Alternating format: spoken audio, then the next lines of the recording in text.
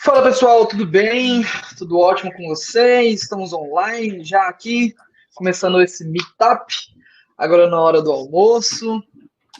Queria agradecer a todos vocês que estão aqui nos assistindo nesse momento, um momento de muita felicidade para todos nós. Estamos aqui com o Gabriel Werlich, que é Product Lead lá na Involves. Tive o prazer de trabalhar com ele durante um tempo. E estamos aqui com a Petra Wille, ou Wille. It's Wille, it's Wille. Wille, that's perfect. Ok. Só vou fazer uma apresentação rápida aqui para todos nós, pessoal. Explicando um pouquinho, dando um pouquinho de contexto. Opa! Aí sim. Então, esse é um meetup da Product Camp. Se você está aqui, muito provavelmente você conhece a Product Camp, né? Mas só setando um pouquinho de contexto rápido.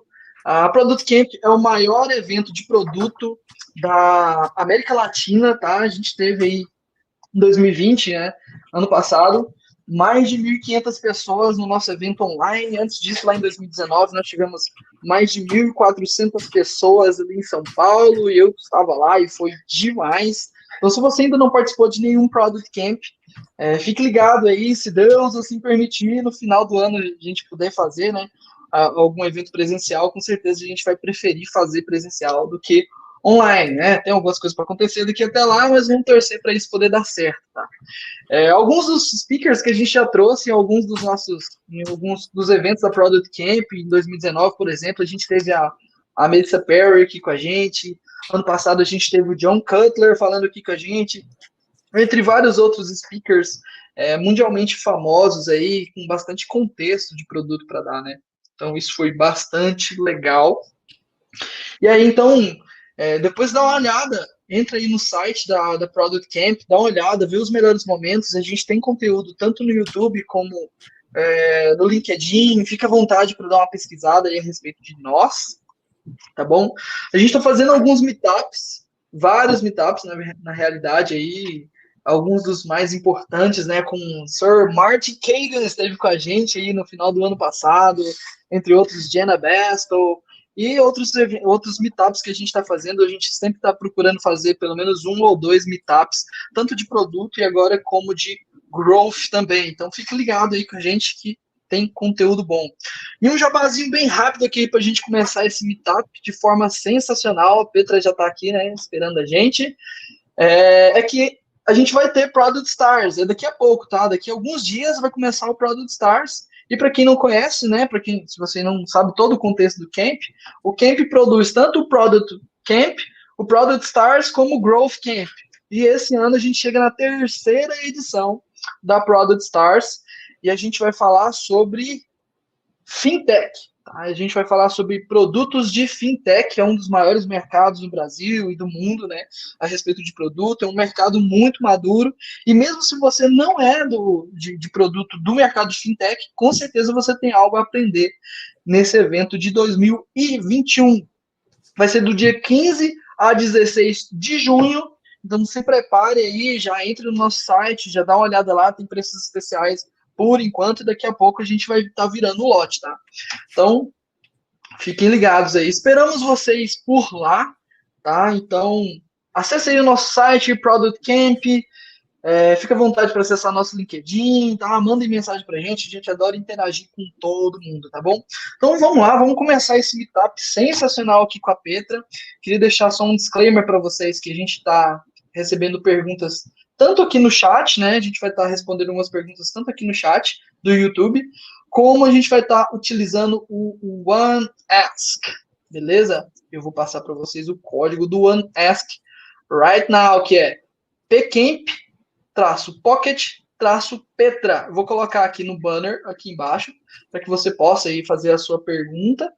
E, bom, é isso. Gabriel, fica à vontade. Petra, welcome. So, you are good to go. Okay. Hi, everyone. Hope everybody's doing all right. I will speak to Petra in English because my Portuguese is non-existent. Yeah. Sorry. That's all right. We had other meetups such as these. We had Marty Kagan before, which is great. And Marty Kagan is a fan of Petra's work. So if you like Marty, you probably like Petra. If you already know about the PMWheel, I'm sure you're very excited for this one. I am very excited to be here. Questions through One Ask and through the chat, just like Paulo said. And introducing myself very briefly, because we're here about Petra. My name is Gabriel. I'm product lead at Involvis. And I've met Petra work a few months ago. And eventually, I sent her a message on LinkedIn because I thought this is great material that should be in Portuguese, available in Portuguese too. I've got 2 facts about Petra here. First fact, she does amazing work.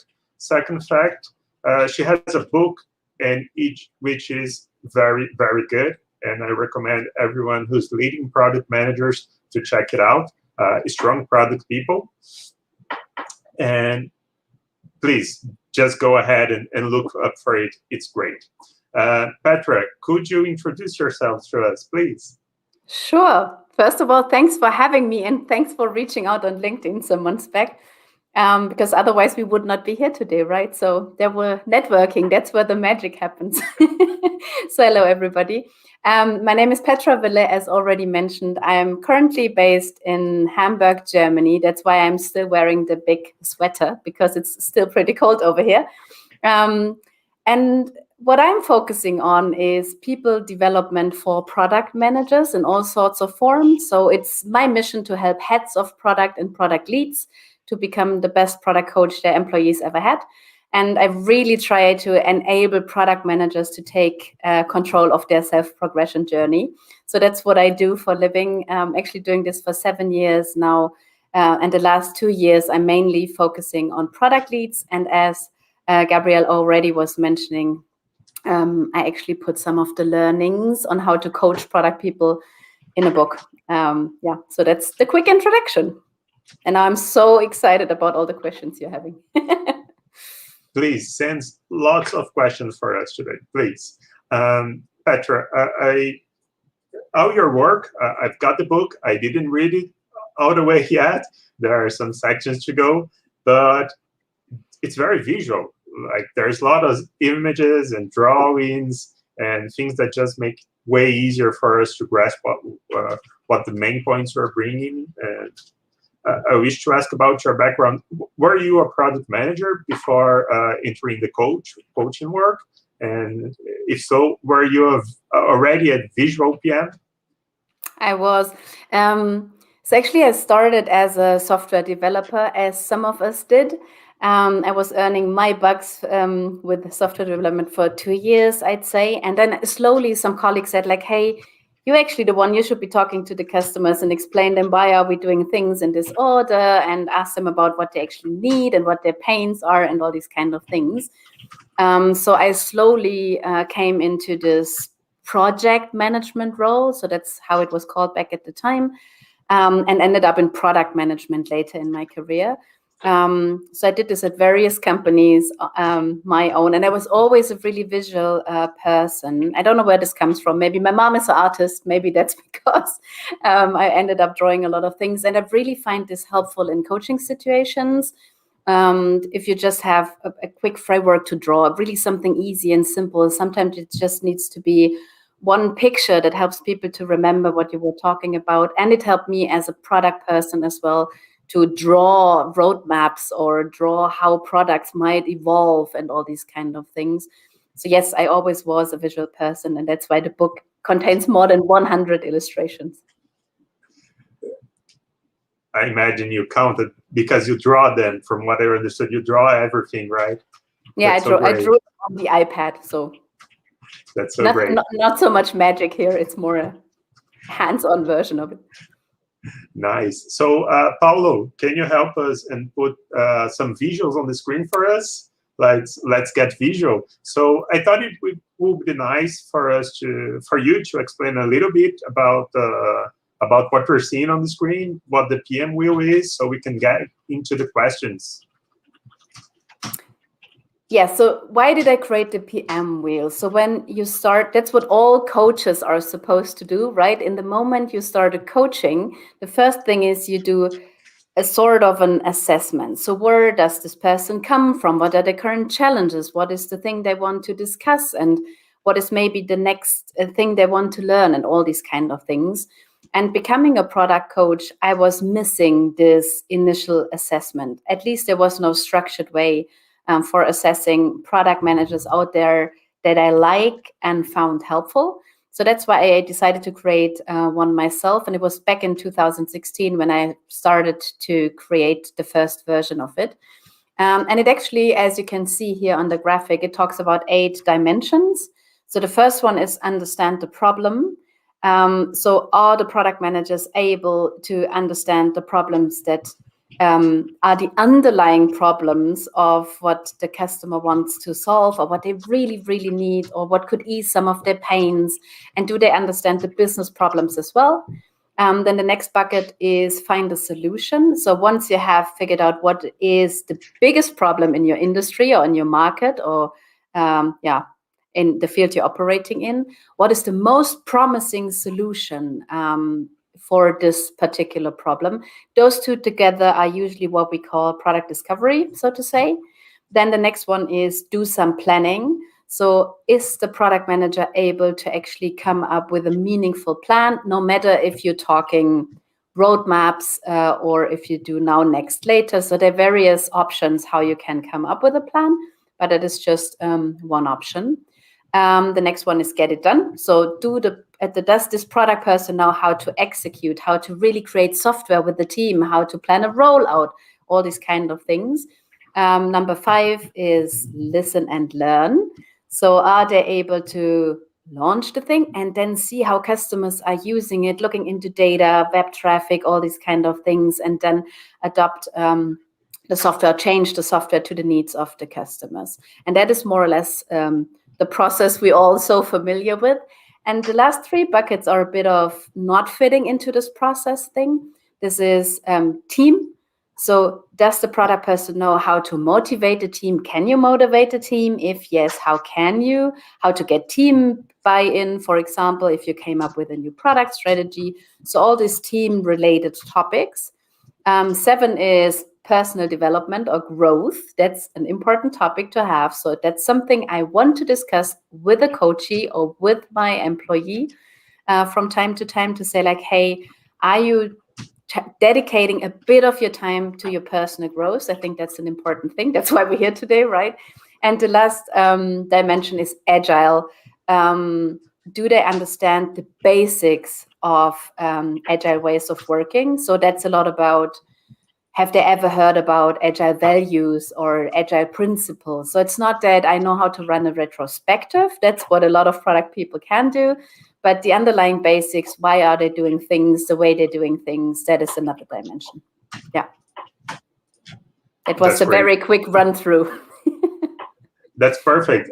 For people that want to deep dive in all of this, it's translated in Portuguese also, and there are chapters on the book that go way more deeper and connect you to other stuff about your work, that all the things coaching has in it. That was what you were saying about the importance of coaching the product managers using an assessment tool. And that's when I discovered the PM wheel. The first thing I saw about assessing PMs was from Mark Kagan, and he suggests you build your own. And I was in the process, and I was like, oh, I'm not sure I'm doing the best that I can. Then I found the PM wheel, and I said, no, let's ditch my previous work and let's go with this. This is it's already perfect. Yeah, I still recommend people to customize it to their needs. In some companies, for example, most of the PMs are rather technical PMs, then maybe not a lot of the user research stuff are relevant for you. So I still, if people want to use it, super happy, but please customize it a bit here and there to make it yours. And maybe you just use different terms than I use in, or than now you use in the Portuguese translation, right? So customize it a bit, but I think it's way better to start with something like this than to not do product management coaching. So that really keeps you going, hopefully. Yes. I have a question about these dimensions. Do you think these are the 8 dimensions you have things that you left out from this part of the framework? Well, it's a rather generic framework. So that's why I said it needs a bit of customization, because I created it to help my clients, right? And I'm really coaching product managers from big corporates to small startups all across the globe. So of course, there is a bit of generalization in there. And it is the smallest possible denominator, or however it's called in English. So it's really like the smallest thing that you could say, like every product manager has to do this to actually be a successful product manager. But yeah, as said, I still encourage all product leads to create their version of it. And that only talks about the skill and competency level. I think there is another dimension. So if product leads are listening in, you need to reflect on the personality traits that product people should bring to the table as well. And that's totally not in the product management wheel. And values. So ideally, the values of the individual contributor kind of match or align with the company or team values. So that's another dimension. And so personality traits and values are totally not in the PM wheel. That's a different story. That's a chapter I read on the book. Yeah. I use it today. I was interviewing someone today. I just used those values. They are great. There's some suggestions of values right there, yeah. right? From what I understand, from this, after doing the framework, we've got this web of information where, from a point of view of product manager, where I'm doing good, where I'm not doing so good, where could be better, or even if we get this is not a big deal, for example, like, oh, I'm not working on the things I'm bad at, I'm just going to work on my strengths, for example. And I would like to know more about this. How can people select what's important for them to grow? Yeah, that only works with your so in a joint effort with your product lead, or if there is no product lead existing because it's a small company, then with your peers. So that's why you see 3 lines in this chart. So the product manager did an assessment on themselves, the product lead maybe actually did the same, and then a peer. So maybe a team member, developer, quality assurance colleague, your Scrum Master or Agile coach or somebody like this. So I always recommend to get a bit more views than just yours and your line managers. That's what some companies call the 360 view, right? And then there are several interesting things. So for example, the first cross up here on the understand the problem scale. So everybody agreed. So everybody had this notion of that the product manager should increase his capabilities here. Where on the growth side, for example, the product manager rated herself lower than maybe their peer or their line manager. So these are interesting things you then could discuss and follow up on. And what I usually advocate for is focus on one of these dimensions at a time and not work on several ones of them in parallel. That is, yeah, not taking you somewhere. So take one of them, and I think we will dive a bit more into the detailed question in a second. So as you will see in a second, the detailed questions might help you to frame it even closer and say, like, from this understand the problem dimension, there are 3 particular things we want to have a look into. And then you could create a development plan for this, and we will talk about the development plan as well, so far as I know. Nice. Yes, we'll deep dive into it. There's already a question from the audience. Cool. So is there any reason why grades range from 1 to 7 and not 5 or 10 or 0 to 5 or 0 to 10? Yeah, that's more of a coaching hack. So people that love math will now kind of get an error in their brain. But from a coaching perspective, it helped me to explain to people, okay, you have to decide between 3 and a 4. So a 3 is a bit of below average or below the 50%, and 4 is a bit above the 50%. That's why it's an uneven number. But people would still say like, yeah, but from 0 to 7, there is an even number or a medium in the middle. So it really depends. It just from a coaching perspective, 1 to 7 worked well for me in the coaching situations, because then I really can tell the people, okay, it's from 1 to 7. Think about if you're more of 3 or more of 4. It helps them to really decide a bit above 50% or below the 50%. But you could use whatever works for you. Sometimes I'm experimenting with competency or skill levels. That's how I call them, because that's, for example, I have heard about the thing, I have applied the skill in one situation, I applied it in various situations. I can give feedback to others if they can. So for example, let's say product strategy. So I know how theoretically you create a product strategy. I've done it once. I've done it several times in various setups. I have done it in various setups, and I could help others and give them feedback to their product strategies.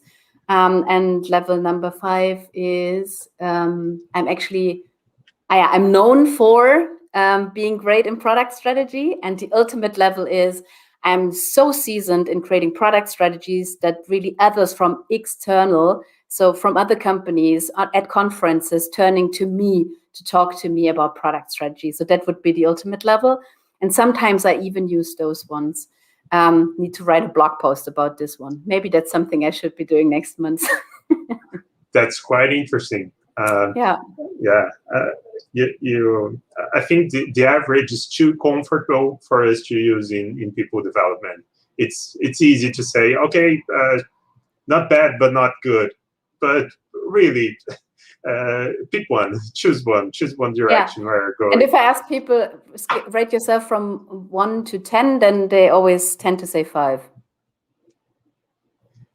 So that's boring. Yeah, that's boring indeed. So I would like to talk a little about the questions. So for those who do not know the framework yet, there's a bunch of questions. I think that's where I got most of the value out from the PMWheel. And where did the idea of these questions came up? And why do you think they work so well? Because they work so well. The thing is, how could you have a career conversation with your product managers without really getting to the nuts and bolts of product management, right? So I cannot tell the people, hey, could you please get better in finding problems, hard problems to solve? And then people always would ask me, okay, but how? What is actually the skills I should or the muscles that I should build to become better at that? So I really think product leads should be able to express how better would look like. And that's why I came up with this rather detailed question. I try to cover as many topics as possible when it comes to product management, all the major topics, all the important stuff. So for example, is she an expert? That's the second question here. Is she an expert on the existing product? So many product people joining the company later, at a later stage. And the question really is, have they made the time to understand what they have kind of inherited here? So do they understand this? Yes or no? That's rather an easy question. Sometimes there is a maybe somehow. And if there is a maybe somehow or no, I totally recommend to take a highlighter and then just like highlight this particular question, because that helps you to create a really actionable development plan, because then that's the thing that you want to solve. And that usually is something that the employee can actually solve and can get better at, and it doesn't let them with this kind of, please get better at understanding the problem or get better in product discovery. I really think you should get better in product discovery, but how? And what are the things that I need to learn to become better in product discovery, right? So I try to put some of these things, and that is, as said, my definition of good. So that's my definition of the things that a competent product manager would need to do. Maybe not all of them to full extent, but all of these topics somehow should be familiar to them, and then that's something they could actually over time become better at. And I think that's where the thing about customizing your PMWheel to your team comes on.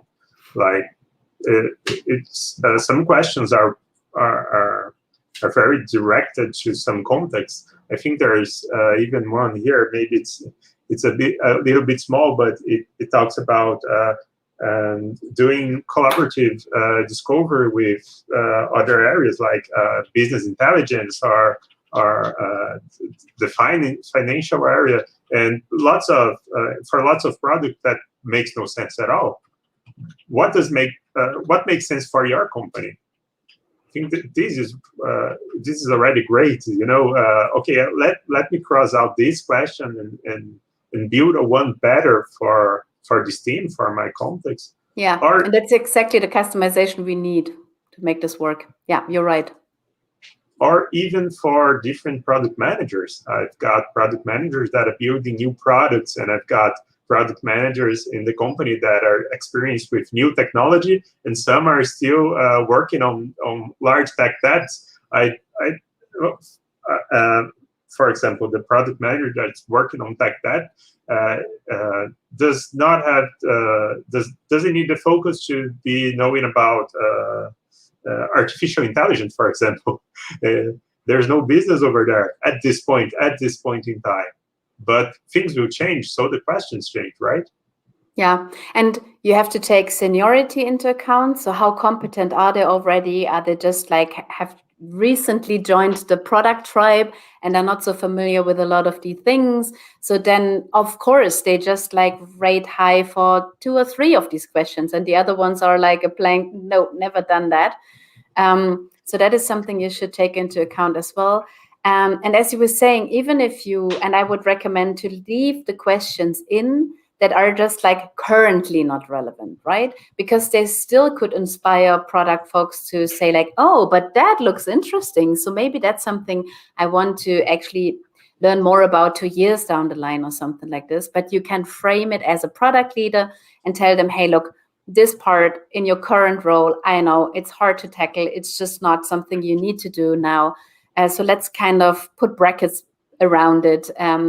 And yeah, just come back to it later or in 2 years from now. Or once you tell me that this is something you want to learn, right? So it's their self-progression journey. So the PM should be in the driver's seat for all of that.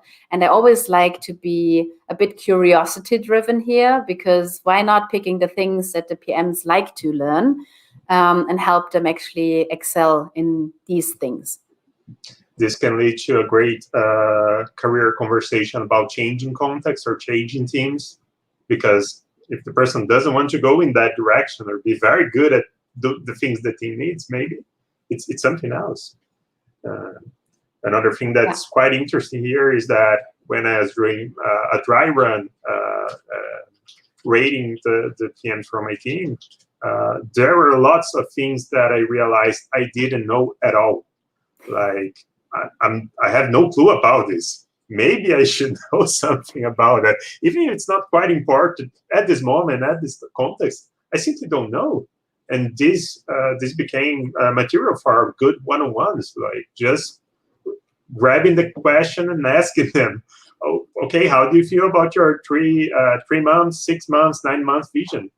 Yeah, and that even works without, so in a lot of companies, I hear that the product managers like the framework and they brought it to the one-on-ones and handed it over to their product leads and say like, hey, look, that is a framework I would like to use for career conversations. Could you maybe please have a look to it?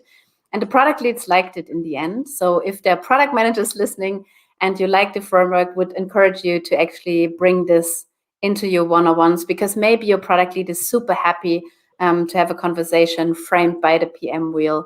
And if not, you still could use it kind of for your own, for your own career journey. Yes, and I have to ask about some of these cases. I bet you've got all kinds of, as product coach, all kinds of contest companies, all kinds of PMs, all kinds of leaders. Do you have a case where people just come and claim that, okay, my manager doesn't care about my personal growth. What do I do?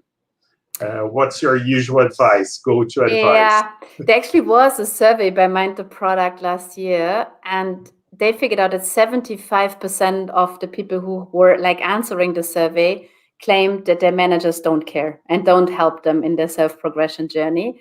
So there is a big potential out there. That just means like, 25% of product people have regular career conversation. And I think part of the problem is that there are not that many frameworks like this out there, right? Because with such a framework, it's way easier for the product manager and for the product lead to foster these career conversations. But as we know, many companies don't even have a role description, a proper role description, or not something like this that is precisely talking about what does a competent product manager look like in our context and for our company. So yeah, and that's kind of the first step, that you have this definition of good, and then you can have this meaningful career conversations. So great. And another thing that I would like to ask about your experience as a coach, you see difference in the results between people who use any structured approach for self-development and those who do not use it? Sure.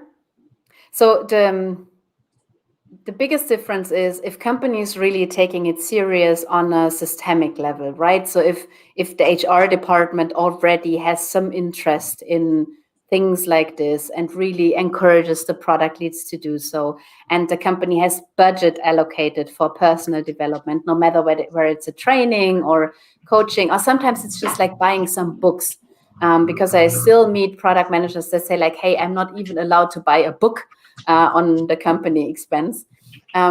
So if that is the case, that's already really promising. And then another secret ingredient, so to say, is that the product managers are in the driver's seat for all of this. So it's not the company's responsibility to develop them.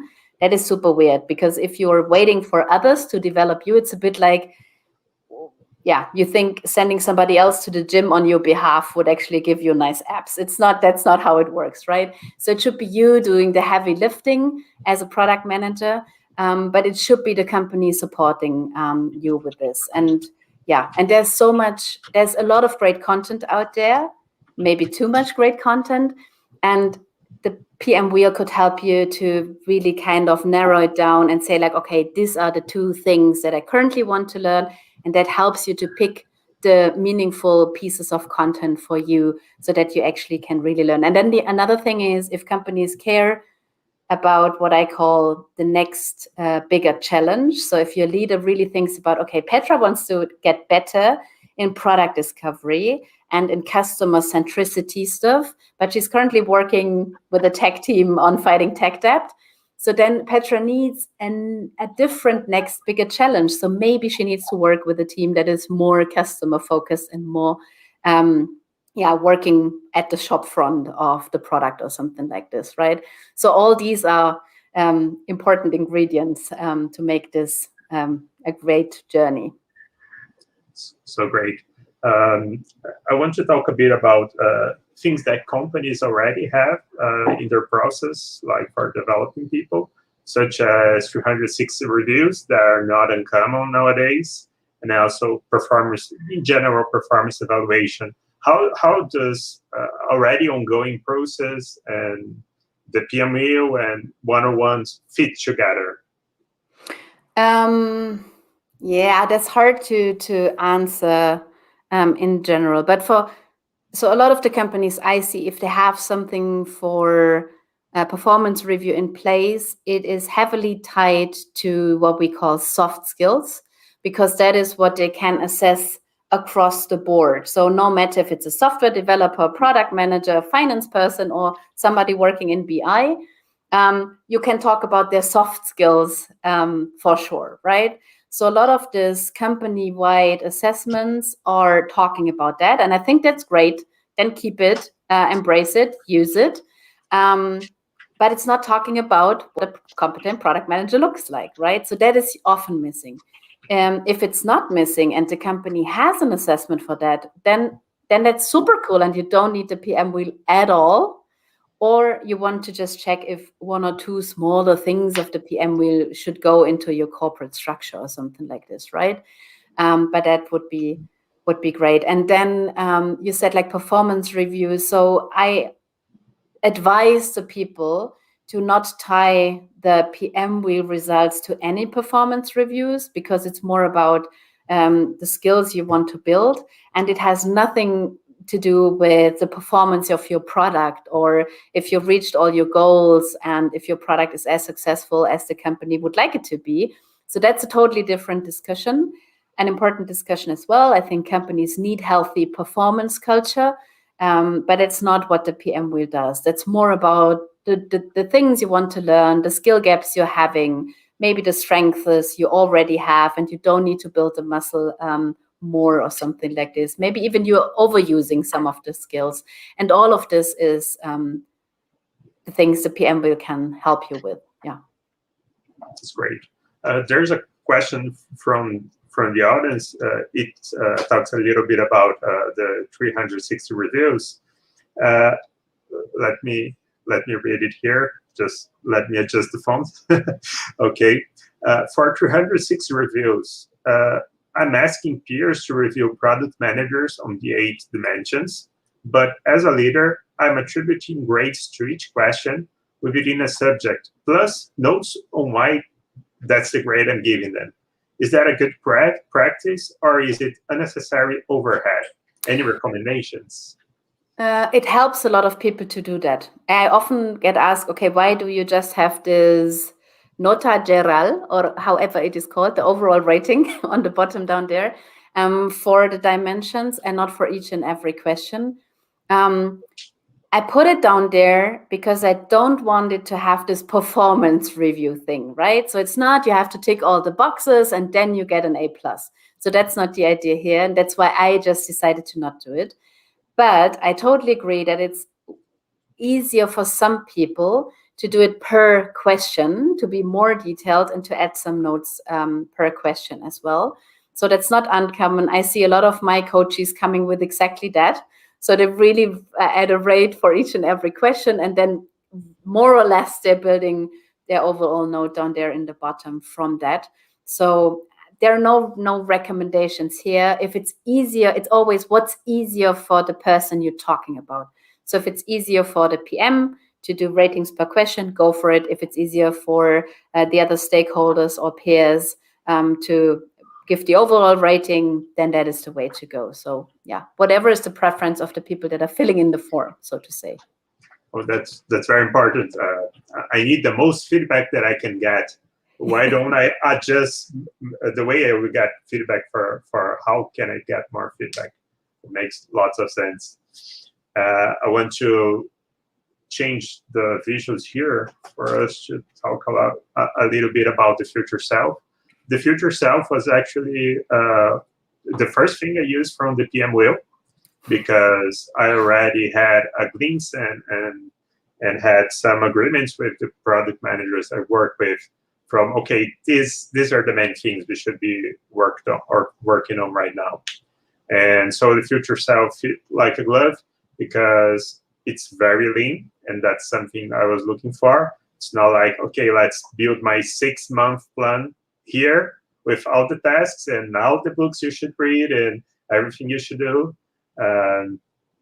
Could you explain a little bit more about the future self for people who are listening now? Sure, happy to do so.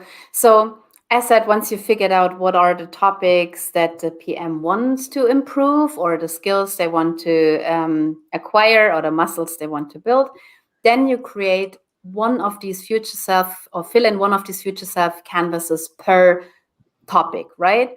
So let's say they have this feeling that they may be not as good in prioritization as they would like to be, and say like, okay, prioritization, that's my next development topic. And then I encourage them to describe in a small story or observation article, something like this, their as is, that's how it's called in English, So, for example, they constantly need to argue with people about their priority of the backlog. So that's what they observe. And then they observe that people are complaining behind their backs to other people that Petra does not know what she's doing because her prioritization is always super random and stuff like this. So that would be the SS description. What is the problems? What's the struggles? What's the pains? What is actually the thing, why they want to look into this topic? And then there is the to be description. And the to be description is how would you, and it's a bit of a longer description as well, how would you actually see that they have improved their prioritization skills? How would others be able to tell? How would you as a product lead, for example, see that they have progressed? Coming back to our example, it could be there are less discussions about the priority of this particular PM's backlog, or the PM can precisely explain what are the criteria for their prioritization and why they are doing it slightly different for different audiences or something like this. And another thing is no more complaints behind their backs to other people, right? So it's rather easy to say like, okay, that's my as is, that's my to be. And then you settle in on some actions. So I recommend to do 1 to 5, not too many. And the actions really need to be actionable.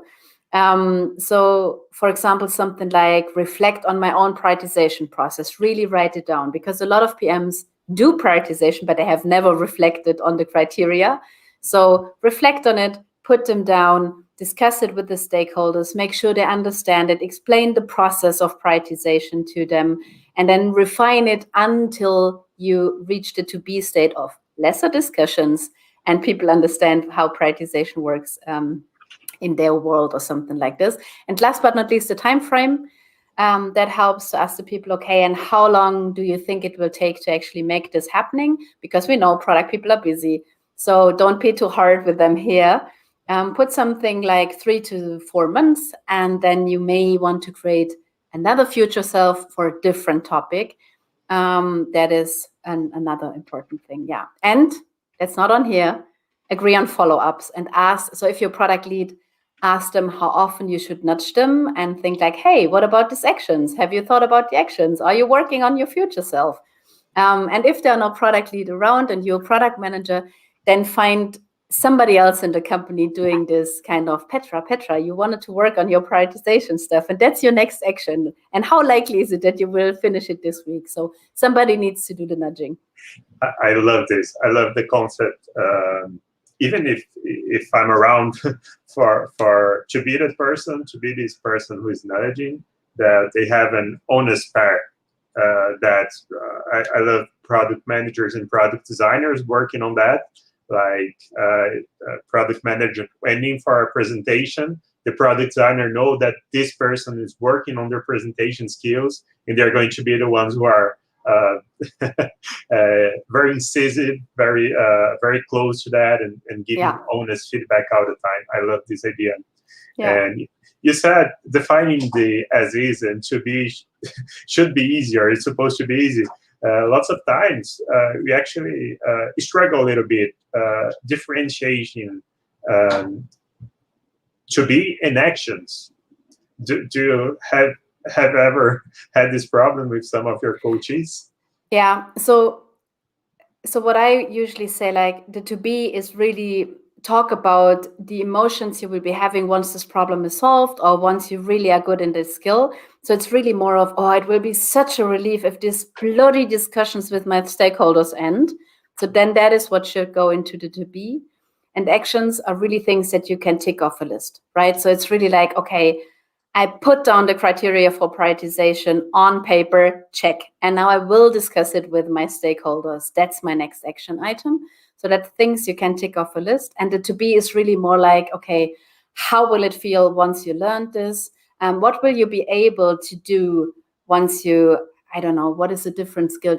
Storytelling. Let's say you want to become better in storytelling. Then really talk about, it will be easier to convince my team to kind of come with me on this journey of solving this and that feature that we currently can't, or whatever, right? So it's a lot about really emotions and how will it feel and how will it be once I'm better at this particular skill. and the actions is really something you could tick off a list. Okay, that's great. But it's super hard to do it alone. So if you need to do it alone, this is really challenging. Hopefully there is a line manager or a learning buddy or somebody from HR, or sometimes go to a meetup and just like talk to other people and see if they have the same issues, and then you can share the struggle as well. Yeah. No, it's really great what you said about emotion, because I've got a question here that's usually related to what people call soft skills. I'm particularly not a fan of calling soft skills because they're pretty hard, and also they are pretty all around our job as product managers are related to product managers. Many of the things we do, it's about communication. But I would like to know more about how can I measure, for example, my communication skills. If I'm arriving over there, is just emotions? Is there another way to measure it? That is. So that's where coaching comes in, really, because talking and reflecting our own soft skills is something that is super hard for us, and it's just not something we're used to. So if somebody asks you, Gabriel, how are you rating on the empathy scale? How empathic are you? This is super hard to answer. So it's easier for us to say, like, are you having decent Excel skills? Then you can say, like, yeah, kind of. But empathy levels is way harder. So that's where your product lead hopefully is somebody that gives you some behavioral feedback on that. There's actually a great book, Making of a Manager by Julie Su. She talks a lot about task-related feedback and behavioral feedback.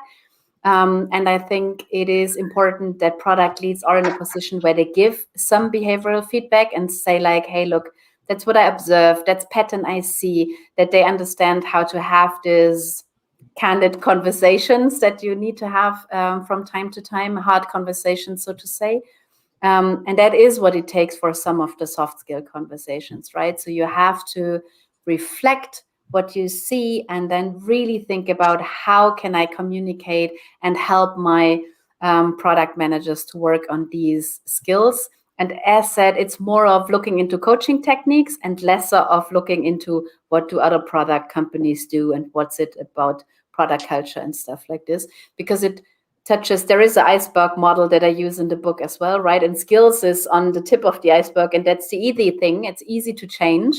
But then below the surface, there's all this soft skill thing and personality traits and all the things that are closer to me personally and to my heart. And that's way harder to change for companies. You can, if you're a competent product lead, you could get a coach from the outside that specializes in some of these things. Or, and we all know this, retrospectives. So if teams really have this great relationship, if there is psychological safety amongst a team, then they can discuss these topics as well and help each other to build their soft skills a bit. Yeah, but there is no, so that's a hard one to develop the soft skills of everyone. Yeah. Okay. So from what I understood, there has to be some proximity to the issue, and maybe we can rate like this is a 1, this is a 10, but we have to be open to see behaviors and the impacts.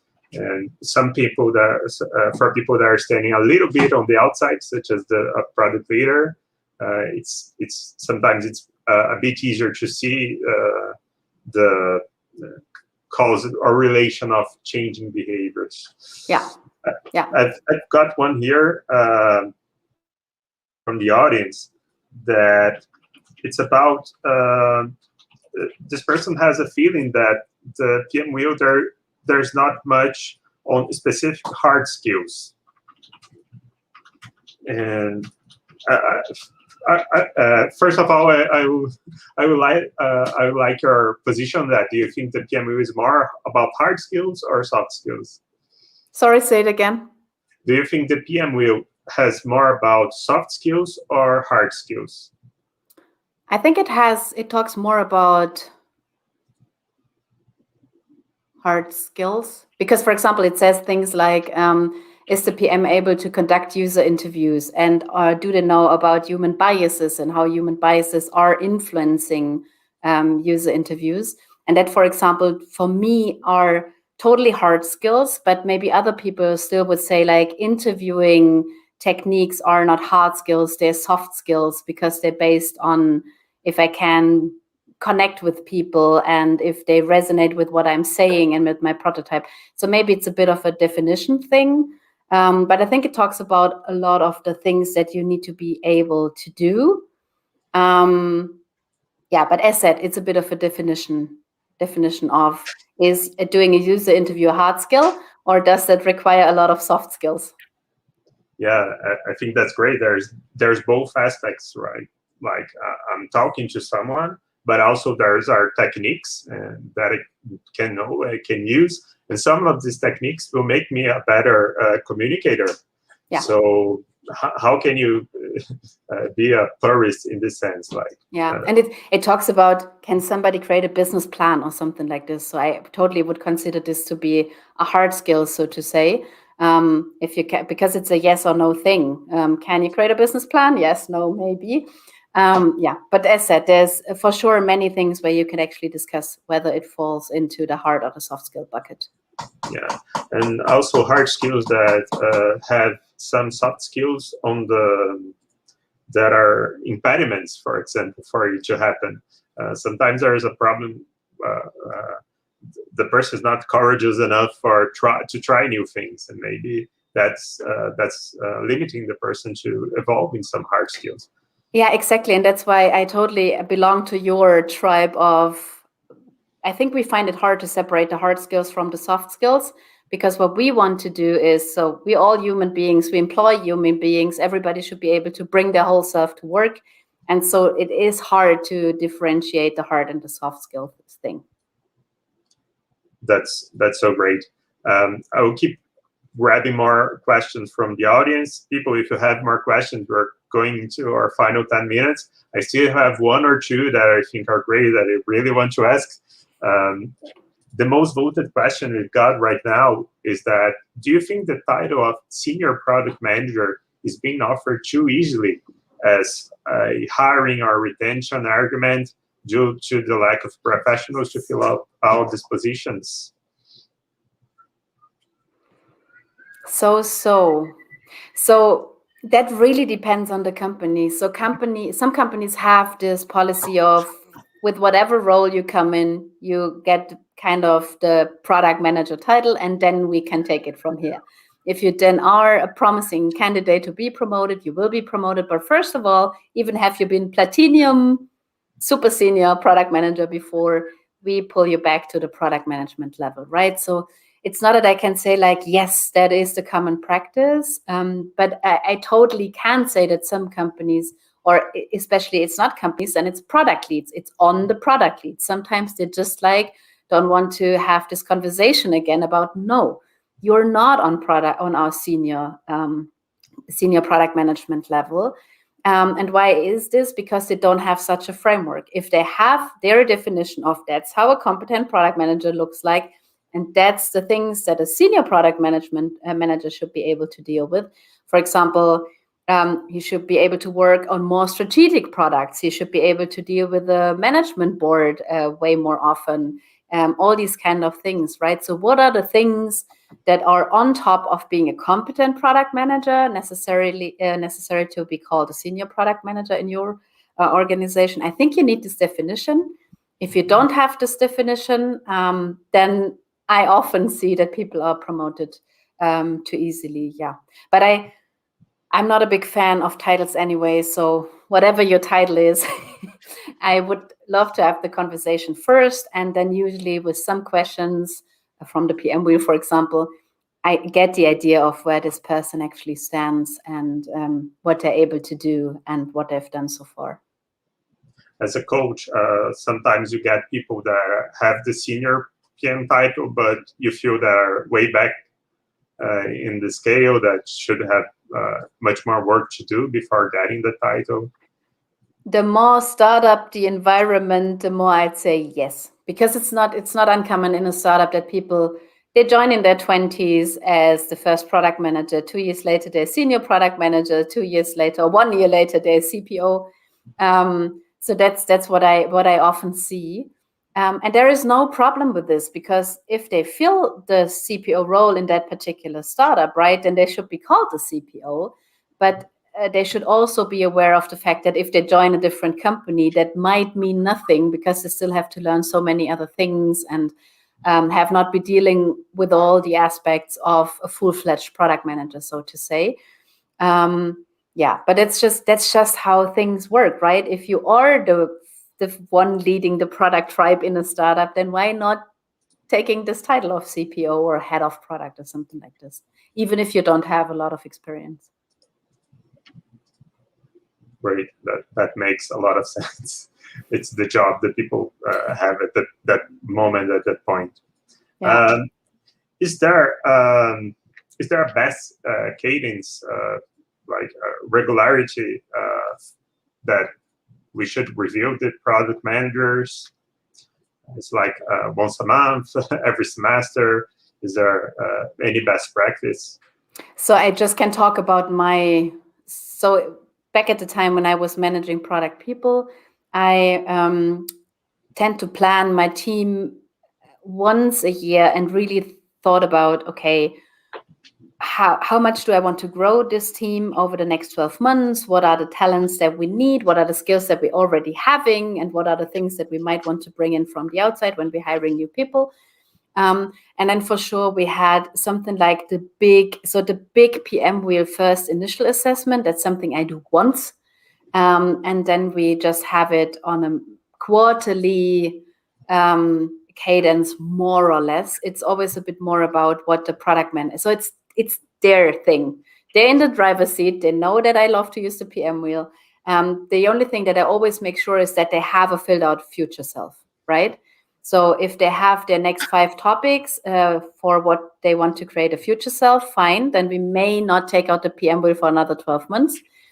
Because then we're constantly working on something and then learning something new. And when I'm happy with them, there is no need to take out the PMWheel again. If they struggle to find a new development topic, then it's a nice idea to go back to the PMWheel and see what's in there and what is kind of the next best topic for them to work on. So for me, it's more of a backward thing. So if they have a topic to work on, if there is a bit of progress on their personal development, then I maybe do the PMWheel once a year just to check back on it. If they're not so good in identifying their personal development topics, then we do it quarterly or something like this. Yeah, but I always make sure that it's them. So when they feel about, hey, Petra, we're out of great topics, please let's find new ones, then I'm happy to have this discussion. There's one question I have that's quite special. That sometimes I've heard the idea that, look, I don't have a better person, a better product manager working where I'm working right now, so I would like to leave to have to work with experienced people. Do you think the PMWheel addresses that? Do you think that the best way to think about self-development? No. That's actually, so if you're in a position where you're the only product manager in your company, I think it is vital to join a community.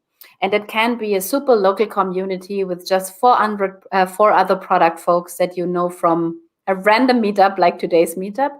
But make friends and really ask them if they would be up for something like a joint PMWheel exercise or something like this. The PMWheel can help foster these discussions, but it doesn't make sense to do it all alone and just with yourself. So you need to build a framework around yourself or a network around yourself. So people that know how great product managers look like, find somebody who does that. People who have a vision for you, that can be something within your company. So maybe the CEO has an idea of, okay, she's a great storyteller and that's what she might become in the future. So that's somebody you need to find. And and then you just need people that help you constantly to learn and to evolve and to give you feedback on a daily basis. And that can be your developers, your product designer, all the folks around you. So I think you need to create this network.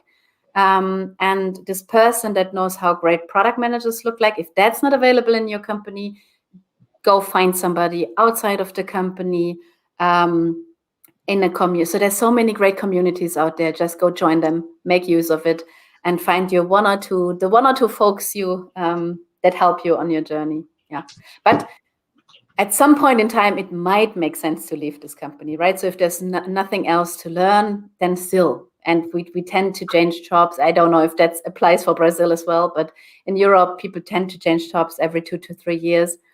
So yeah, why not focusing on what can I learn in this context today? And once you're done learning and you don't find these other people helping you, then it might be a good idea to leave. That's great. We're coming out to, okay, we've practically ended our time, but I want to slip one more question before we say our goodbyes. What's the worst advice you see that people are giving around about self-development? Like the one if you could scream to the world, stop giving this advice to people. This is pretty bad. You are making my job way harder. What would be? What is that?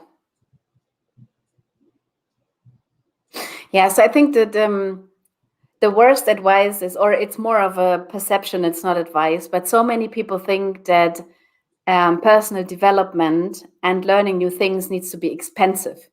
And I think that is not the case. So if you have an idea what you want to learn, there's great books, which is not for free, but rather cheap, and awesome content, blog posts, videos, talks. As long as you have an idea what you want to learn, then I think it's rather easy to do all of this for free or on a low cost. So I think this is important. And finding learning buddies is on low cost as well, right? So that is things you should be focusing on, because it's not always the super expensive training that you need to become a better product person. It's way more about how you're applying it in your context. So if you want to get better in creating a product strategy, then you need to create a product strategy, and you don't need to attend this super expensive training about how to create a product strategy. So that may be, yeah, the one thing I would just mention to people. It's not necessarily expensive to learn new things. If you know what you're looking into, then there's a lot of material out there that is great. And yeah, and then share the stoke with some other product managers. I think that's important. That's great. So people came around here to learn about self-development, and they've got their money saving tip also. So hopefully. It's a bargain. It's a 2-for-1 today, guys. So we're in it for the goodbyes. Do you have any last message? Hope you liked it.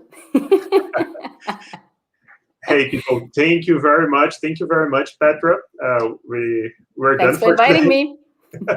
Yeah, and thank you for the ideas for us to have it. It was actually our idea. We did manage to bring this together. Thank you for everyone from PCamp.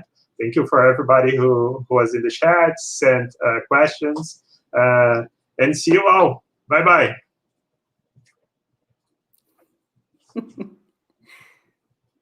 Leaves